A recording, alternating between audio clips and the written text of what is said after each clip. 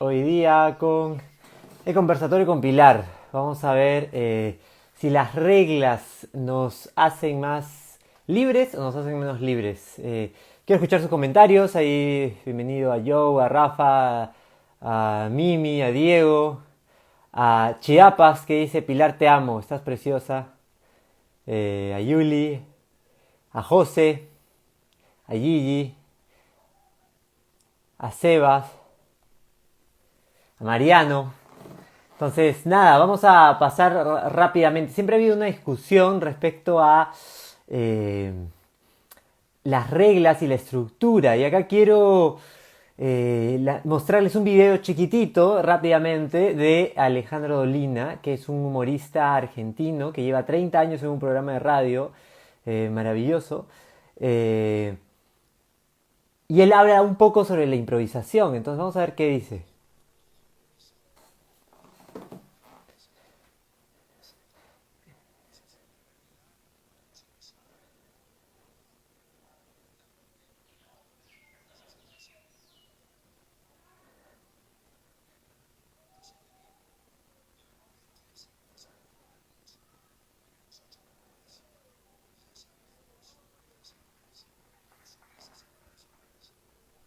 Entonces, lo que dice Dolina es que la improvisación sin reglas, sin estructura, es delirio. Y que realmente la improvisación como tal solo puede ser posible con... a mí dicen que no se escucha el video, qué tragedia. Bueno, les cuento de qué dice Dolina. Dolina dice que la improvisación como tal no existe. Que lo que existe es una serie de reglas y estructuras que al igual que en la música permiten que uno pueda improvisar, ¿no? El que sabe un poco de música sabe que hay unas escalas y que uno puede, si sabe la escala y sabe en qué compases está destinada esta improvisación, como en el jazz, vamos a tocar en 4/4, 8 compases, a tal tiempo y en tal escala, ya puede ir improvisando. Entonces, lo que dice Dolina es que la improvisación como tal no existe, que lo que existe para que la improvisación realmente se dé es una serie de reglas estructuradas para, para poder improvisar. Entonces, vamos a enviar la invitación a Pilar para ver qué nos tiene que decir. Escriban ustedes qué creen. ¿Están de acuerdo con Dolina? ¿Están de acuerdo que la improvisación como tal... Y él hace una afirmación. Dice, la improvisación sin reglas no es improvisación, es delirio. ¿Realmente es delirio la improvisación sin reglas? ¿Ustedes qué consideran? Manden ahí sus comentarios. Veo varios corazones. No sé si es que porque están de acuerdo o están en contra. Eh, por alguna razón, Pilar me sale que no es posible unirse a la transmisión. Pilar, te recomiendo que salgas y actualices tu aplicación de Instagram y vuelvas a entrar y te invito nuevamente porque me sale que no te puedo invitar. Y normalmente es porque puede ser que la aplicación no está actualizada. Entonces dale una mirada y te invito al toque. Entonces, ¿ustedes qué creen? Vamos a ir mientras solucionamos estos problemitas con técnicos para conectarnos con Pilar.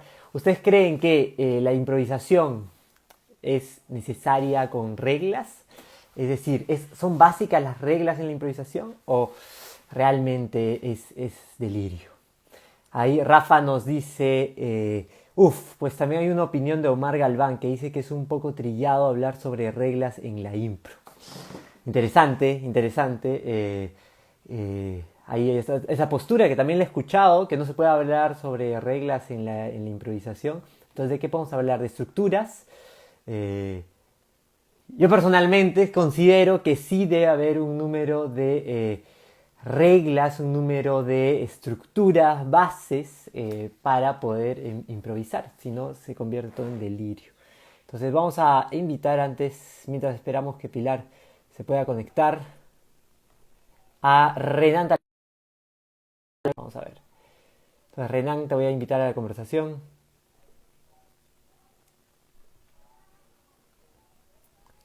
Renan Talavera. Vamos a ver. Chocolate. TT nos dice, se necesitan reglas para todos, para que todos entiendan el juego, sobre todo si quieres que salga algo de calidad. Señor Renan Talavera, ¿Qué tal? ¿Cómo está? Oiga, señor Lauren, ojalá ¿Qué funcione, tal? ojalá esta vez sí funcione mi señal. ¿Me escuchas? Sí, te escucho bien. Solo quiero hacerle un pedido a nuestra producción, a Diego, por favor, escríbele por interno a Pilar para ayudarla a conectar su cámara, que creo me sale por alguna razón que no puedo invitarla. Entonces, recomiéndale que actualice la aplicación, que salga y vuelva a entrar, eso ayuda. Renan, ¿tú qué crees? ¿Se puede o no se puede hablar de reglas y estructuras en la improvisación? Mm, a mí una vez un profesor me dijo que en la impro podíamos hacer de todo, pero no cualquier cosa. Y es una cosa que me quedó grabada en la mente, ¿no? Que fue, sí, pues efectivamente para poder tener, digamos, avanzar, porque al final, como dijo Sergio Párez después, me acuerdo, dijo, somos contadores de historias, ¿no? Pero y una historia, pues, tiene una estructura, ¿no? Sí, y porque hemos crecido escuchando historias y porque nuestra vida y varios aspectos de nuestra vida son eso, ¿no? Estructuras que las tenemos tan interiorizadas que al final, pues, por eso es que nos gusta tanto, ¿no? Ajá. Eh, Gonzalo Rodolico me dijo alguna vez esta frase: el improvisador puede hacer de todo menos cualquier cosa. Ujú. Coincido, hay unas estructuras convencionales pues para saber, para contar una historia, ¿no? Entonces tengo que saber, entonces tú dices que somos más o menos como músicos de jazz, que tenemos que saber en qué estructura estamos para poder improvisar. Sí, de hecho hay un libro de Nachmanovich que habla sobre eso, justo habla sobre, se me acaba de ir ahorita el título, pero habla justamente de la improvisación, que es básico para el proceso de creación, la improvisación, pero bajo una estructura, porque tienes que tener, digamos, un objetivo. Siento que es como un barco, ¿no? Si un barco está mucho tiempo flotando, se le van las provisiones, se puede hundir, entonces o sea, no digo que no está mal por ahí que un día juntarse como dice Sabina, a jugar por jugar. Está bueno también, ¿no? Ajá, Pero creo que también, si vas a querer, si vas a querer un proceso o un producto final, sí tienes que mantener una estructura, ¿no? Y creo que Pilar nos va a hablar hoy día muy bien porque ella de estructura sabe bastante.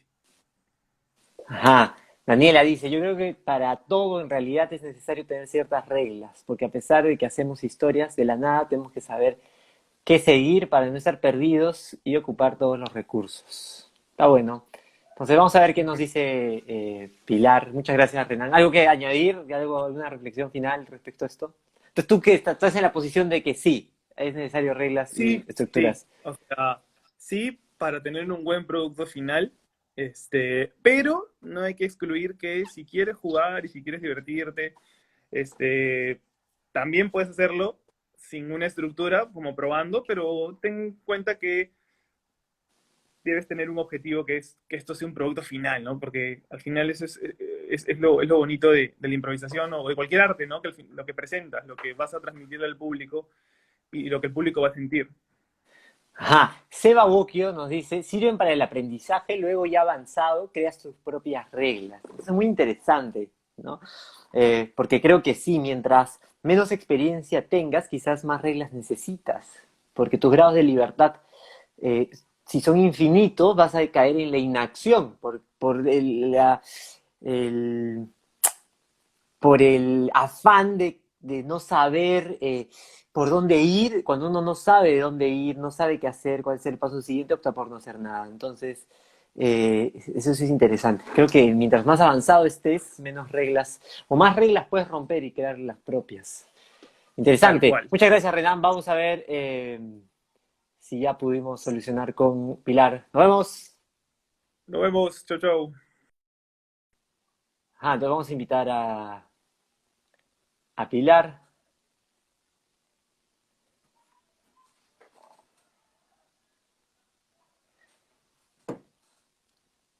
Por alguna razón no la puedo invitar. Si está Pilar ahí, por favor, Pilar, desconéctate, vuelve a conectar y mándame tú la invitación. ¿Sí? Que esa es otra opción. Vamos a seguir leyendo acá los comentarios. Para improvisar no hay que ser improvisados. Una frase clásica. Es verdad, es verdad. Y quizás no ser improvisado tiene que ver con eso, ¿no? Con tener quizás la capacidad de leer estructuras y de acordar estructuras sin acordarlas, ¿no? quizás para uno eso se entrena. Bienvenida Ale, bienvenido en pelotas, nos está siguiendo. Eh, Maffer nos está siguiendo. Vamos a ver si podemos conectarnos con... eh, mientras, sobre las reglas, creo que es como en todo grupo, lugar, asociación. Interesante. Vamos a ver si Pilar se puede conectar. Si no, vamos a hacer una locura y la voy a llamar por otro lugar. Vamos a ver.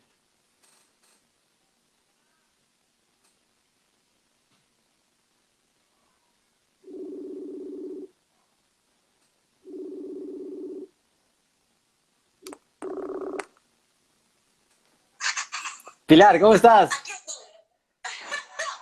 tratando de conectarme. Estoy haciendo una No locura. sé qué hacer. Pongo mi cámara. ¿Dónde pongo mi cámara? Mira, estoy haciendo una locura. Voy a transmitir la cámara del iPad para conectarnos. ¿Sí? Confírmeme si se escucha bien, si se ve bien. Ahí estoy. ¿No? Creo que sí. Creo que yo hablaré aquí al teléfono y me verán. Buenísimo. Por alguna razón no podemos conectarnos directamente. Pilar, ¿has intentado entrar al Instagram y cuando entras al en vivo te debe salir una opción de pedir que me añada su historia o algo así?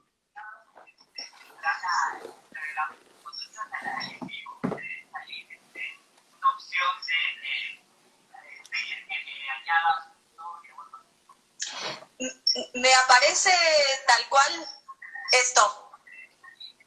A ver.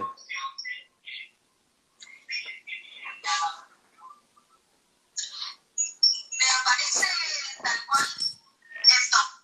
Ajá. Bueno, yo creo que lo resolvemos por aquí. Dígame si se escucha bien, si logran escuchar esto correctamente y ya está, lo resolvemos así. Eh, Sí, creo que es mejor. Pilar, ¿qué opinas? Hace un momento estuve con Renan, no sé si lo escuchaste, puse un videito de Dolina que habla sobre las reglas y que Sí. somos como músicos de jazz. ¿Qué crees? ¿Realmente necesitamos reglas y estructuras para improvisar? ¿Sin estas es un delirio? Yo estoy convencida de que sí. Para mí el asunto es más un tema de estructura. Es decir, yo pienso que cualquier cosa tiene una estructura. Por más, aunque aparentemente sea una estructura poco visible o poco ordenada, absolutamente todas las cosas tienen una estructura. Es como pensar en los castillos de un edificio o pensar en el cuerpo humano, ¿no? Si no hubiera huesos, ¿dónde colocas todo lo demás?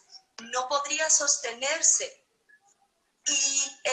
Y me parece que eso no es limitante, porque nada, el esqueleto podría ser muy sencillo y eso no evita que después el color de pelo sea morado o azul o muy loco, pero hay una cabeza donde colocar ese pelo, ¿me explico? Es decir, creo que sí es un asunto de,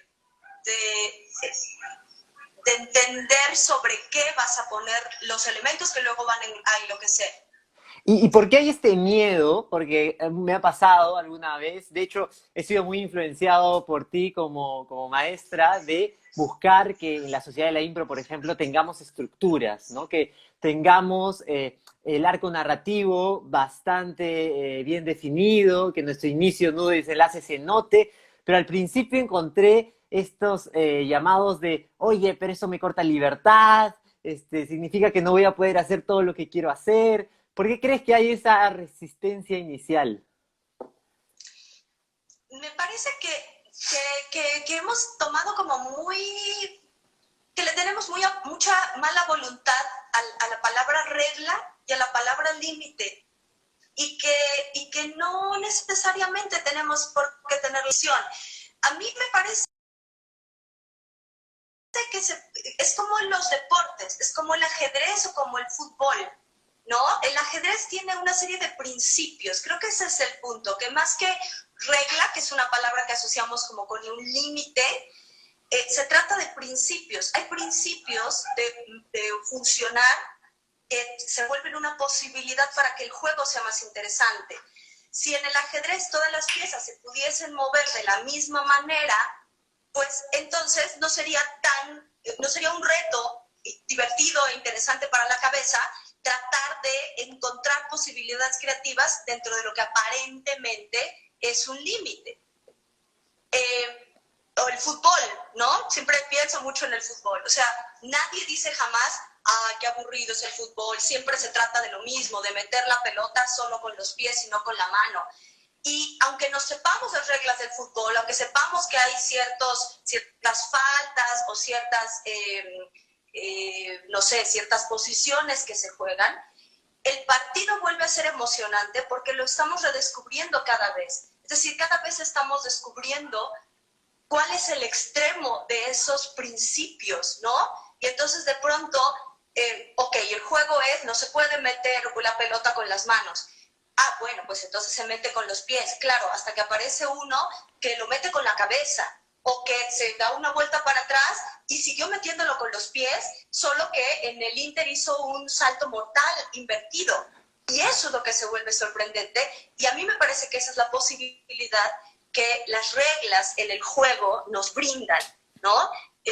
Este límite que no es algo que corta, sino que es una posibilidad para explorar posibilidades distintas. Ajá. Creo que el ejemplo del fútbol es maravilloso porque además creo que a todos nos ha tocado alguna vez jugar al fútbol en no un campeonato, sino de esos partidos de barrio y empieza a formarse el delirio, ¿no? Donde la gente ya mete mano y llega un momento de que es aburrido porque uno no puede jugar el fútbol sin reglas medianamente establecidas. Creo que no existe, o el que ha jugado Monopolio alguna vez, y la gente ya empieza a robarle plata al banco, ya no es divertido cuando estas reglas se rompen, ¿no? Lo mismo nos pasa con las historias. Claro,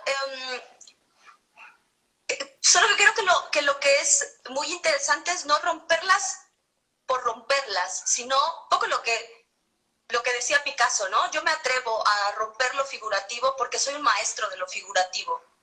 Entonces, creo que ese es el punto, ¿no? Cuando alguna vez vi un video de Maradona que en vez de dominar un balón de fútbol, dominaba un limón. Entonces uno dice, ok, ya no se me antoja jugar con un balón, quiero jugar con un limón. Ok, pero quiero jugar con un limón no porque no pueda jugar con un balón, sino porque soy tan capaz de jugar con un balón que entonces ahora quiero jugar con un limón. Pero creo que esa es una de las diferencias. O sea, creo que cuando vemos un gran partido, lo mismo que cuando vemos una gran función, lo que podemos notar es que si hay un improvisador, un constructor de historias que es tremendamente hábil, lo que menos nos dará la sensación es de que está limitado y de que no está siendo libre.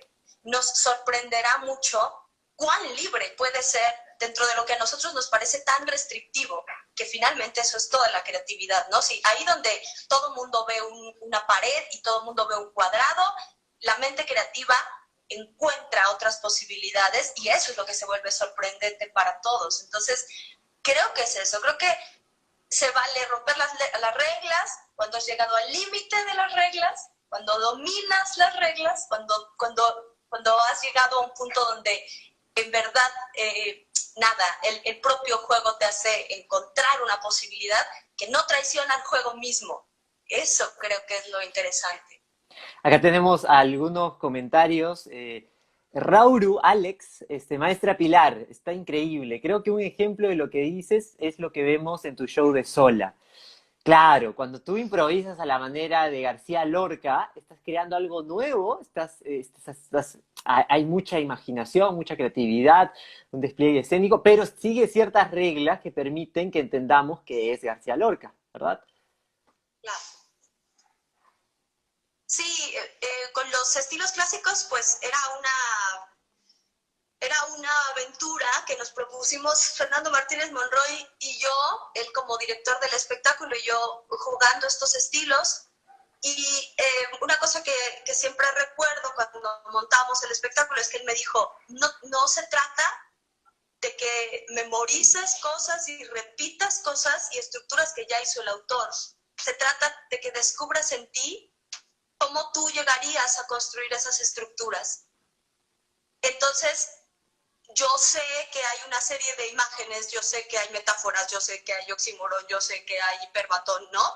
Y yo tengo que saber cómo se juegan esas figuras, pero yo tengo que entrenar mi propia manera de resolver esas figuras. Y al final, pues las resuelvo yo con las palabras que yo conozco, con el bagaje emotivo que yo tengo. O sea, eso lo pongo en el juego.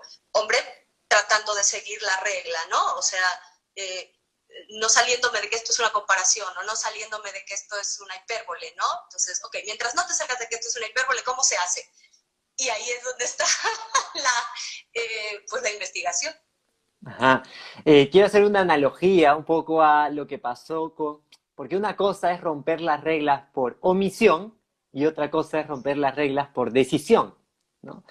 Por Claro. ejemplo, cuando Suárez en el Mundial metió la mano porque era el último recurso que tenía para que Ghana no mete el gol, fue una decisión, sabía que lo iban a votar, sabía que lo iban a votar, era consciente de eso, pero era una decisión romper esa regla y que también está permitido dentro de las reglas del fútbol romper las reglas. Hay consecuencias, sí, hay consecuencias, pero es parte del juego, ¿no? ¿Cómo podemos trasladar Claro. esta analogía que hago a la improvisación? ¿Qué sería romper esas reglas?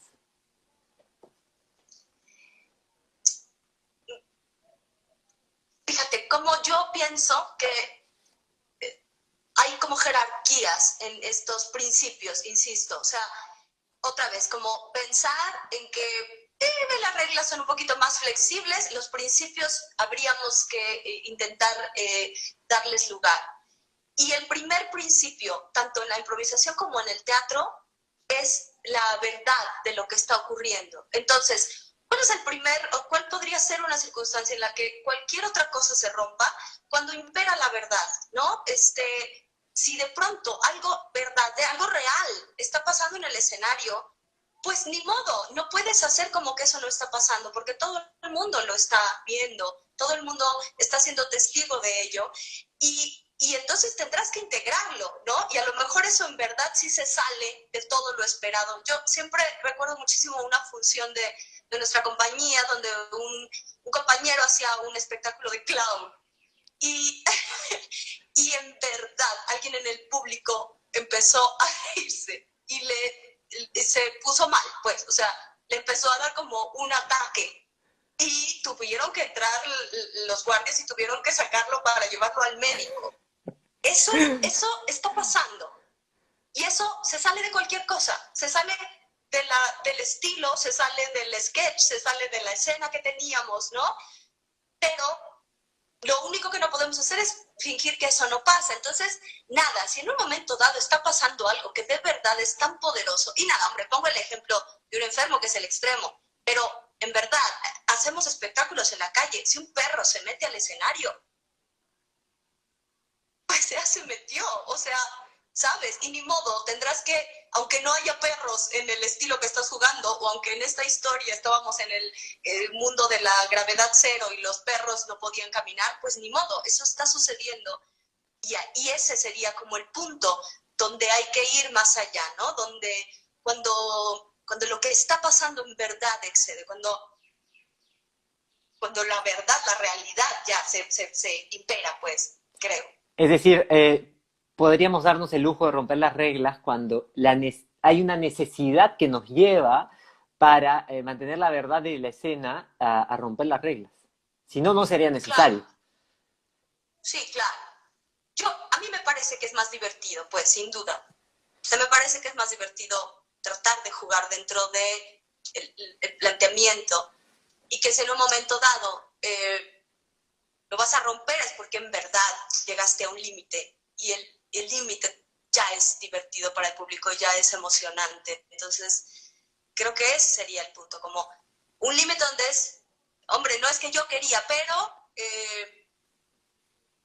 pero aquí ya no hay más que hacer, entonces ahí sí. Para quien recién se conecta y ve ese despliegue que estamos haciendo, es porque tuvimos un problema para conectarnos, pero el show debe continuar. Así es que hemos encontrado que se puede hacer videollamadas sobre videollamadas y nada, aceptamos y construimos como improvisadores. Este, Rafa nos dice, ¿no será también que eso de sentirse limitados tiene que ver un poco con el ego del actor? Sí, yo creo que sí. Mm, creo que tiene que ver con una idea que tenemos de nosotros mismos. Es decir, si yo pienso que, no sé, por decir cualquier cosa, yo pienso que soy muy bueno en hacer juegos físicos, entonces yo opino de mí que soy un actor fabuloso en juegos físicos y de pronto alguien me dice, oye, la siguiente improvisación es quietos en un espacio de 1 metro y solamente va a ser verbal. Y yo podría decir, ¿qué? ¿Solo verbal? Pues qué espanto, no me están permitiendo ser lo que soy, no me están dando la libertad de mostrar en mi máximo potencial todos los juegos físicos que yo puedo hacer. La pregunta es, ¿y te has preguntado a lo mejor si eres más amplio que eso? Porque a lo mejor tú te casaste con que eres un gran actor de juegos físicos, un gran improvisador de juegos físicos, y como ya te casaste con esa idea, no te has puesto siquiera a explorar la otra posibilidad. Y a lo mejor en el reto de explorarla, descubres que eres más amplio de lo que tú mismo estabas pensando, de ti. Y eso es lo que me parece muy hermoso de los aparentes límites de todo, de las reglas del juego, ¿no? Esto mismo que nos está pasando ahora con el claustramiento de COVID que tenemos todos, ¿no? Uno dice, ¡ah! No puedo salir de mi casa y ahora ¿cómo voy a hacer cosas? Y de pronto estamos haciendo cosas y estamos comunicándonos y compartiendo con las personas. Entonces, pues no es que no se podía, ¿no? O sea, a lo mejor solo había que preguntarse si había otra manera de poder. Pero claro que pensar que el límite de uno mismo es más amplio, pues ya es salirse del ego.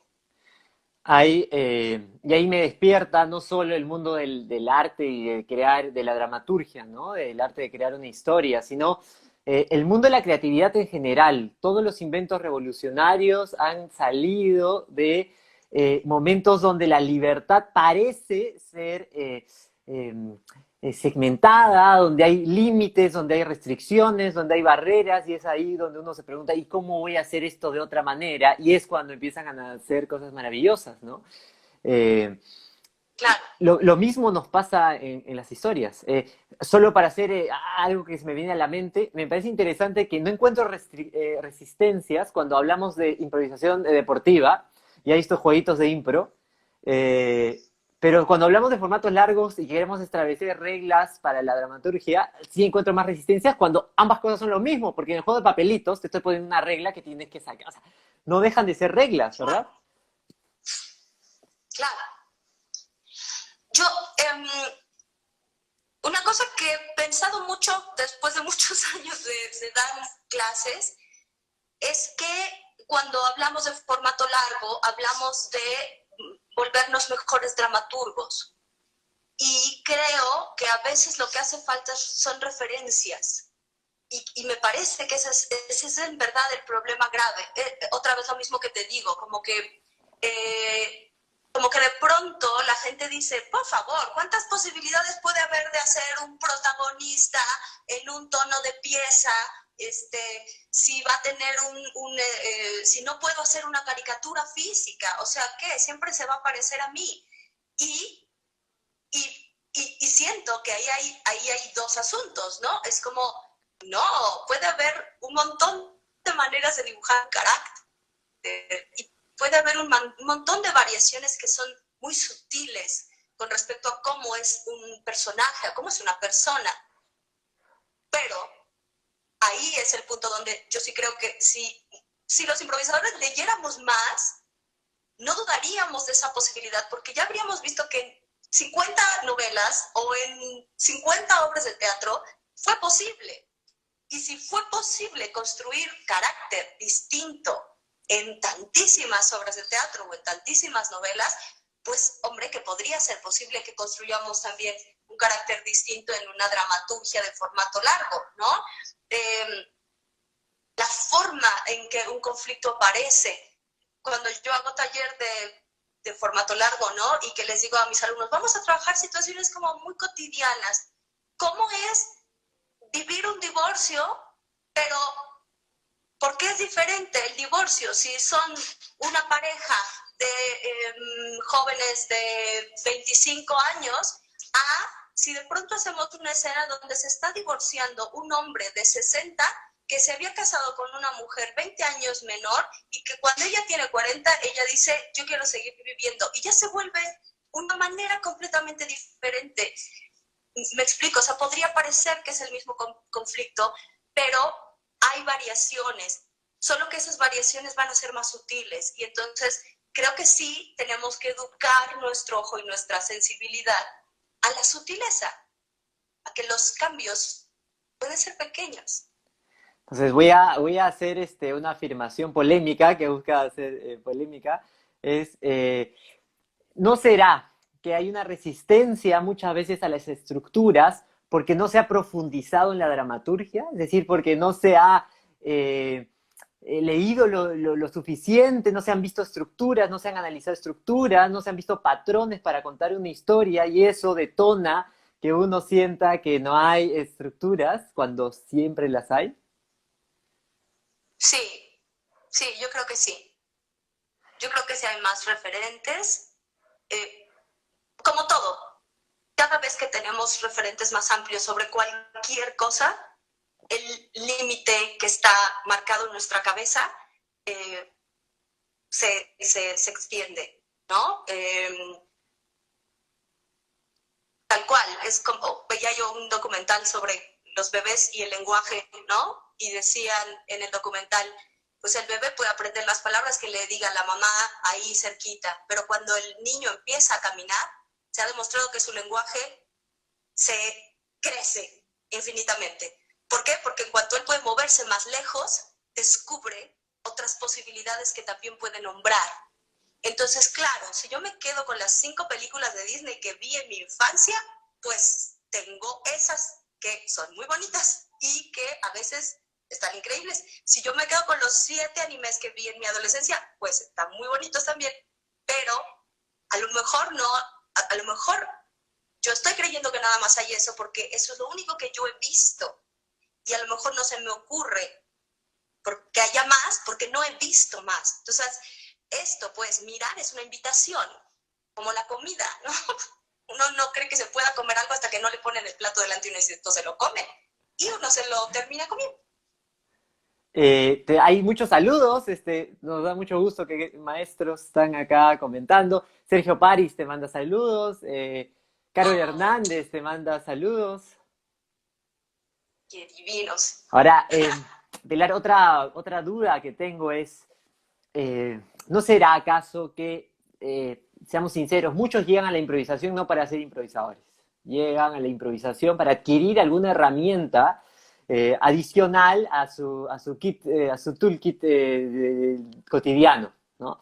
Para defenderse mejor en el trabajo, en el día a día, ¿no? Y estamos llenos de improvisadores que no necesariamente han estudiado un poco de dramaturgia, que han estudiado teatro, que han, no necesariamente, porque no era su objetivo, ¿no? Pero muchas veces esto se vuelve una bola de nieve, ¿no? Esto se vuelve una bola de nieve y llegan a hacer shows y a hacer formatos y a montar espectáculos. Ese no será nuestro gran, ¿cómo digo? Nuestra navaja de doble filo. O sea, es una gran ventaja que llegue gente que no estuvo en contacto con el teatro antes y está buenísimo porque es una forma de acercar el teatro a la gente. Pero también se convierte en un problema porque no tienen estas herramientas para poder interpretar después una dramaturgia más sólida. Mira, yo creo que ahí hay 2 cuestiones. Yo creo que la gente sabe mucho más de lo que cree que sabe y que a veces como que tenemos una especie de desprecio por el conocimiento empírico que poseemos y que de pronto nos sentimos un poquito menos frente a los que aparentemente han estudiado. hombre, yo he visto mucha gente que se acerca a la impro y dice, ay, pero yo no estudié teatro, o esto que me dices, ¿no? Y, híjole, es que pues yo soy ingeniero, yo no he estudiado literatura, yo no he estudiado dramaturgia, ¿cómo quieres que yo sepa? Pero lo cierto es que sí saben. Saben contar historias porque, como dice un filósofo de mi preferencia que se llama Paul Ricoeur, contar historias es inherente a la experiencia humana. O sea, nos narramos todo el tiempo, contamos una anécdota, nuestra abuelita nos contaba un cuento, hemos visto series, películas, caricaturas, me explico, o sea, no se necesita como, no, o sea, no, yo no digo las historias están solamente en la literatura, no, las historias están, o sea, yo tenía una tía que era una narradora extraordinaria y que no habrá pasado de la primaria, ¿eh?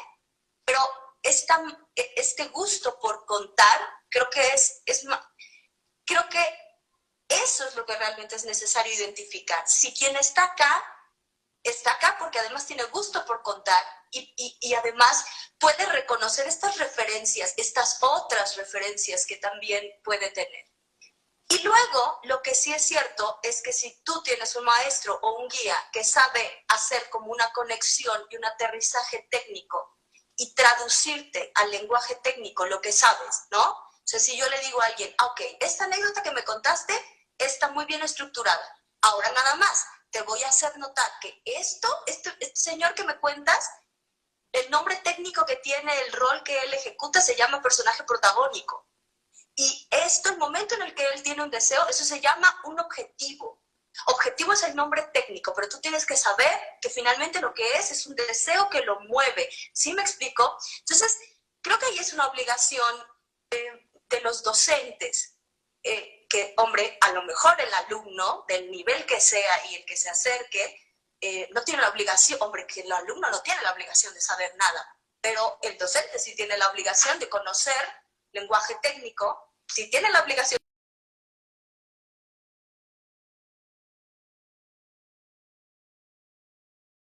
por si acaso nos llega un alumno arquitecto.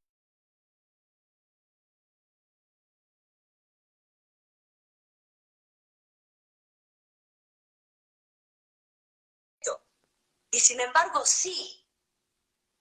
Porque ¿por qué chiflados no vamos a saber de arquitectura si un señor arquitecto vino acá a trabajar con nosotros y a ponernos juego su creatividad, que tenga un rebote, ¿no? Entonces, o sea, para mí, más que pensar en qué podemos, no sé, qué podemos mejorar de los alumnos en cuanto a la selección que hacemos, como que siempre pienso en qué parte puedo enriquecer de mí como instructora, ¿no? Como, ok, yo puedo hacer esta traducción técnica y eso a lo mejor puede aclararte para que justo, que no sea un tema de no, rechazo porque no entiendo, no sé. No, claro que sí sabes, solo que le llamo diferente. Es un asunto de lenguaje nomás. Maravilloso, justo a eso quería llegar, ¿no? Es muy interesante que muchas veces podemos trasladar responsabilidades al alumno y creo que la mayor responsabilidad para generar un amor por las estructuras que nos van a permitir simplemente ordenarnos y contar mejores historias realmente es de los maestros, ¿no? Yo recuerdo tus talleres, el primero que tuvimos en Cusco, que fue una semana que hacemos 8 horas por día, improvisación era una locura. Este, eh, Claro, no era más que etiquetar las anécdotas que cuentas a tus amigos de colegio, pues cuando te reúnes, ¿no? Y ahí estaba la estructura dialéctica y las anécdotas estaban en una circunstancia y el tono y la trama y ta. Todo estaba ahí estudiando un poco la evolución y me parece muy valioso lo que dices que no hay que etiquetar que solo leer es la única posibilidad de saber algo de narrativa, ¿no? Porque yo veía la evolución del lenguaje, por ejemplo, ¿no? Como especie tenemos 200.000 años y 100.000 años hablamos, tenemos lenguaje. Y recién hace 30.000 escribimos. O sea, estamos más acostumbrados a hablar y a ver y a ese tipo de comunicación que a un mensaje escrito, ¿no? ¿Qué valor tiene el ver películas, el ver documentales, el ver? Sí, insisto, de todo.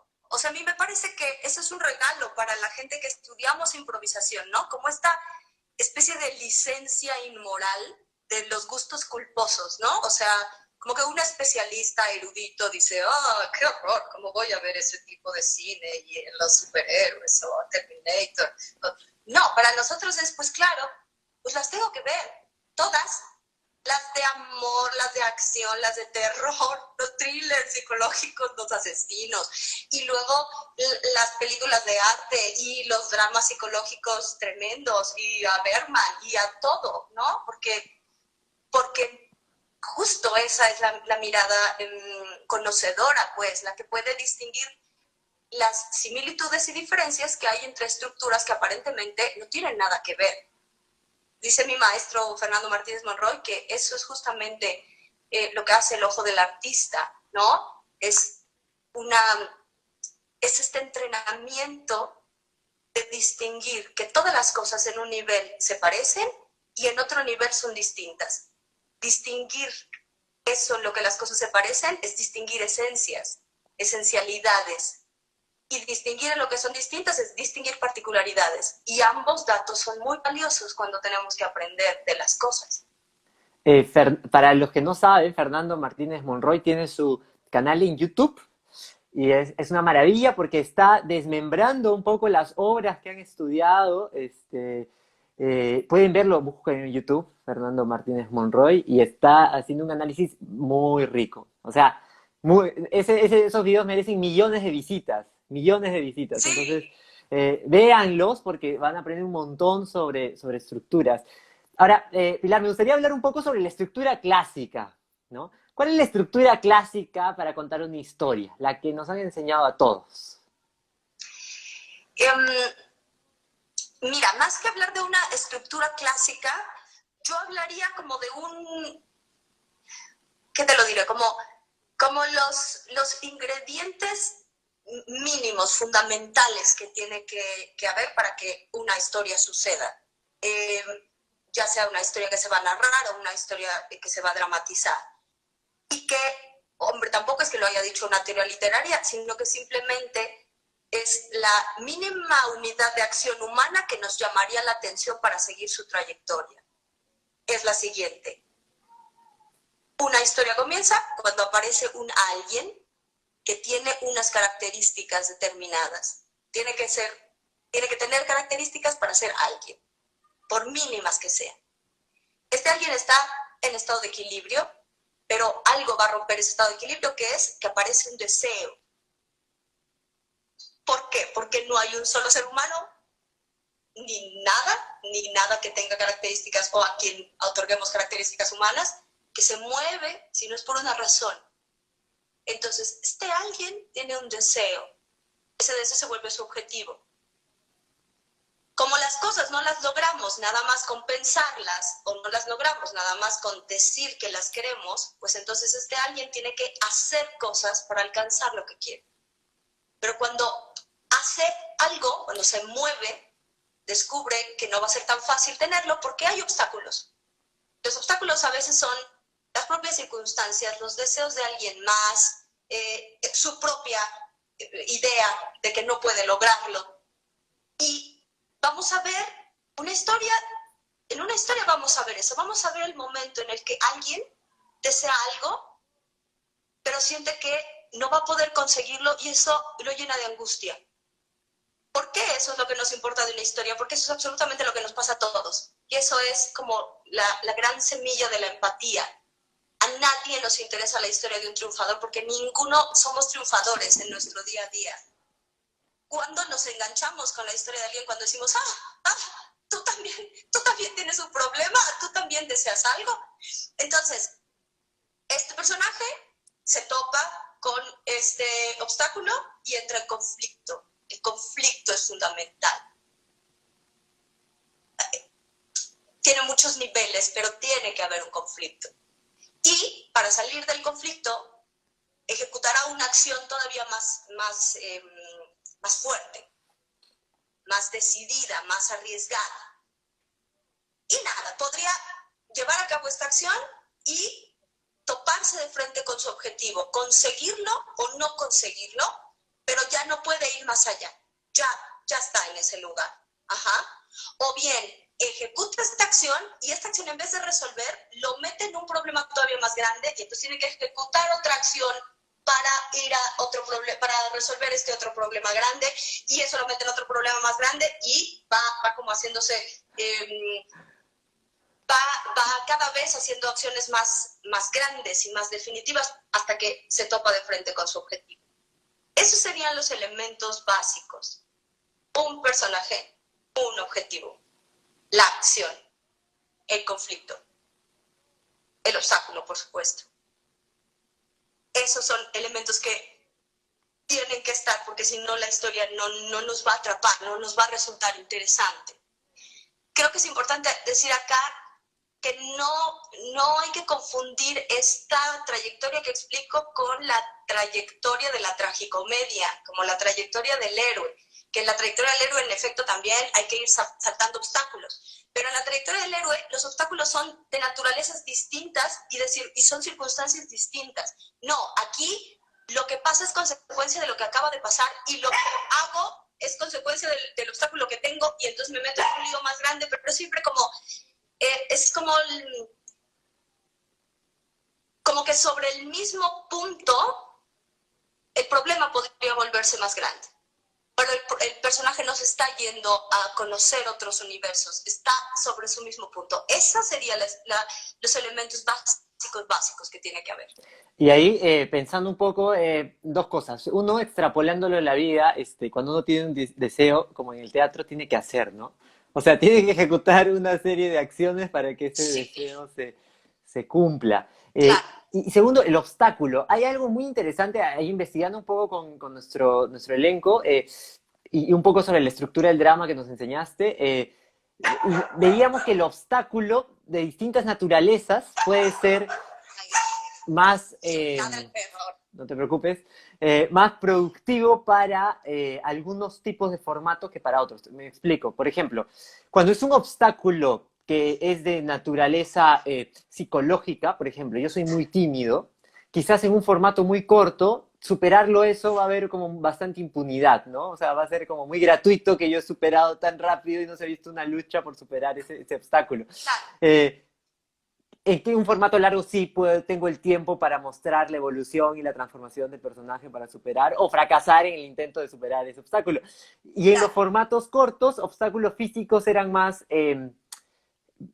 fáciles de sobrepasar, porque un obstáculo físico, pues rompes la pared, matas al robot, etcétera, y es como, puede hacerlo en un segundo, ¿no? No es como el psicológico. ¿Crees que también los obstáculos hay que verlos y ver qué categoría o qué tipo de obstáculo es de acuerdo al tiempo que tenemos para contar una historia? Sí, sin duda. Y yo diría que más allá del tiempo que tenemos, como la naturaleza de historia que estamos contando, ¿sabes? O sea, si estamos contando una historia que es como un poquito más íntima, que ocurre más en lo cotidiano, a lo mejor no hace falta que el obstáculo sea que alguien chocó en mi casa y que cayó una avioneta, ¿no? O sea, a lo mejor el obstáculo es, hoy le tengo que decir a mi mamá que voy a dejar la casa. Y me cuesta un montón porque justo hoy mi mamá está súper cariñosa conmigo y yo me siento muy culpable de decirle, ya me voy a ir de casa. Porque estoy contando una historia íntima. Y a lo mejor, en efecto, si estoy contando una historia de acción donde empezamos en la guerra, pues a lo mejor el obstáculo sí es, capitán, el tanque chocó y no nos vamos a poder ir en el tanque, ¿no? A mí la observación, la reflexión que hacen ustedes me parece tremendamente pertinente. Si hablásemos ya de estructura dramática, de género dramático, hombre, en definitiva que hasta podríamos decir el tipo de obstáculos que corresponden a cada tipo de género, ¿sabes? O sea, por supuesto que sí son diferentes. Y más que hacer un catálogo y pensar como, oh, estoy en este tipo de historia, debo ponerle un obstáculo de este tipo, ¿no? Es como, de entre los 10 obstáculos de la comedia, escogeré el obstáculo 8, más que pensarlo así, es como aprender a observar la naturaleza de los obstáculos que tenemos delante, ¿no? Otra vez, o sea, pensar que solo es un problema que a uno se le caiga un martillo en un pie, pues es un límite. porque hay personas que tienen muchos otros tipos de problemas que no son que les caiga un martillo en un pie. Y para ir entendiendo esos tipos de obstáculos que puede haber, pues nuevamente tenemos que observar la vida y tenemos que observar a las personas, ¿no? Y tenemos que observar las circunstancias de nuestros personajes. A lo mejor lo que para mí como adulto no es un problema, para una muchacha de 13 años en la secundaria es un obstáculo bárbaro, ¿no? O sea, y ella dice, no, tengo un grano, no puedo ir a la fiesta. Esto es un problemón. El grano es un obstáculo que no me permite ir a la fiesta. Si yo lo pienso como una mujer de 42 años, digo, por favor, vamos a la fiesta. Y el grano que me importa un rábano. Pero a lo mejor en la otra circunstancia adquiere un matiz distinto y adquiere un peso distinto. Entonces, tiene que ver con eso, con no solo qué obstáculo corresponde a qué género o estilo en términos de lo dramático, sino cuál es la naturaleza de la historia que estoy contando, cuál es la sensibilidad. Entonces, ¿cómo encuentro el ingrediente? ¿Cómo encuentro la proporción adecuada que le va bien a esta historia? Interesante porque ahí se me viene a la mente que sea verosímil con tu carácter, ¿no? Este, a- Claro, ayer, con el carácter de tu personaje. exactamente, con el carácter del personaje. Ayer hablamos un Sí, poco, por claro. ejemplo, no sé, Marita está enamorada de Pepito y la mamá de Marita no quiere que se case con Pepito. Eso es un obstáculo si es que Marita tiene una buena relación con su madre y la ama. Pero si su mamá no le importa tres pepinos, no es un obstáculo, Claro, ¿no? exacto, exacto, sí. Buenísimo. Claro, Pilar, y otra vez de ahí lo rico de hacer un buen planteamiento en el formato largo, ¿no? O sea, si tú dejas ahí como un montón de datos que te permitan intuir esto, ¿no? Como decir, no es cierto que le importa, entonces no se le va a volver un problema. Si toda la primera escena vimos que le vale un rábano lo que la mamá diga, no, eso no va a funcionar como obstáculo. O al contrario, o si toda la primera escena vimos lo bien que ellas se llevan, cómo son grandes amigas, son confidentes, se cuentan todo, entonces esto va a funcionar como una pieza que engrana aquí. exacto. Entonces, realmente no está todo permitido en la improvisación. Rodolico nos decía, justo en ese taller intensivo que tuvimos en Cusco, señores, los improvisadores pueden hacer de todo menos cualquier cosa. Sí, sí, lo dijo Brook también, Peter Brook. Tenemos En acá, el escenario se puede hacer lo que sea menos cualquier cosa. tenemos acá O sea, algunas. Sí, sí, desarrolle, desarrolle. perdón, No, continúa, sí, continúa. nada, que es una reflexión que tiene que ver con que las las posibilidades son amplias, pero lo que no podemos traicionar es la coherencia y el sentido. Nada, simplemente porque el sentido es un gancho para el interés. Cuando nosotros estamos tratando de descubrir por qué algo tiene que ver con otra cosa, nuestra mente está ahí, porque estamos enganchados en tratar de descubrir cómo eso se vincula.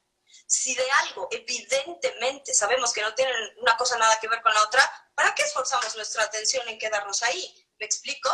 Entonces, pueden pasar cosas muy locas, pero que al final tengan algún sentido de coherencia dentro del universo planteado. Esa es la única, el pacto de ficción que dice la literatura, ¿no? Puede ocurrir lo que sea.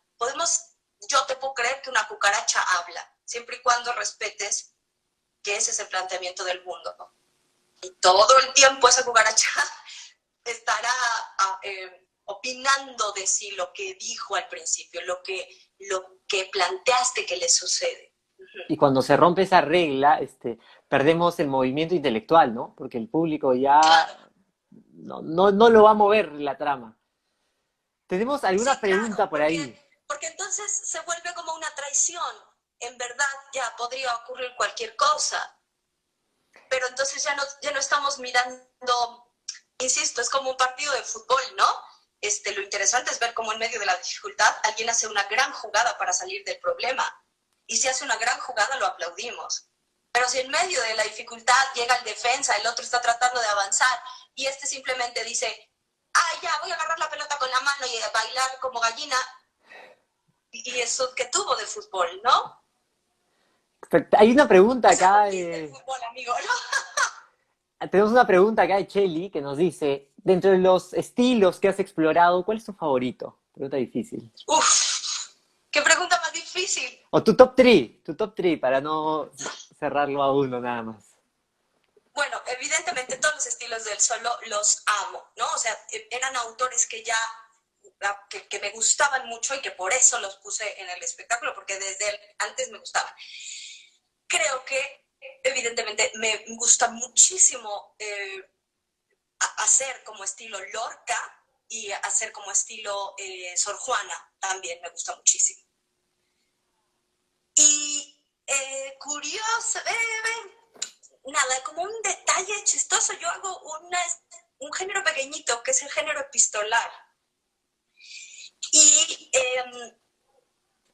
ese estilo me gusta porque hay un punto en el que tiene mucho que ver conmigo, es decir, yo escribo muchas cartas, nunca se las mando a nadie, pero me gusta mucho esta sensación de que una carta resume una experiencia y como la tiene que resumir y como la tiene que sintetizar, la pule, la vuelve esencial y está haciendo una manera de compartir a la distancia y esa sensación a mí me encanta. Entonces el género epistolar es un género que me gusta muchísimo. Buenísimo. Bueno, me dicen que ya nos quedan un par de minutos. Nos quedan un par de minutos. Muchas gracias, Pilar, por Gracias a ti. esta conexión maravillosa de videollamada en videollamada. Mira, hemos roto las reglas del Instagram. Hemos roto las reglas del Instagram, exactamente. Solo recomendar al que pueda, al que se dé una vez que pase toda esta pandemia, al que esté por Ciudad de México, ubica a Pilar porque es una maestra maravillosa, nosotros nos ayuda muchísimo para encontrar estructura, para encontrar norte, para saber por qué nuestras historias funcionan y por qué no funcionan. Antes era casi un tiro al aire, a veces funcionaba, a veces no, pero no sabíamos por qué. A partir de conocer la estructura del drama ya nos dimos cuenta que había ingredientes que faltaban, pues. Muchas gracias, Pilar. No sé si quieres cerrar esto, ahí tenemos un minuto. Bueno, dos cosas nada más. Justo esto, ¿no? Todo el conocimiento sobre la dramaturgia, sobre la teoría dramática ha sido una gran ayuda y, como lo decía David, mi maestro, Fernando Martínez Monroy, está ahorita dando el curso en línea en YouTube y creo que es una gran oportunidad para toda la gente que le interesa saber sobre dramaturgia, sobre estilo. Él es el especialista acá en México y es un gran especialista, entonces vale la pena que lo vean en directo.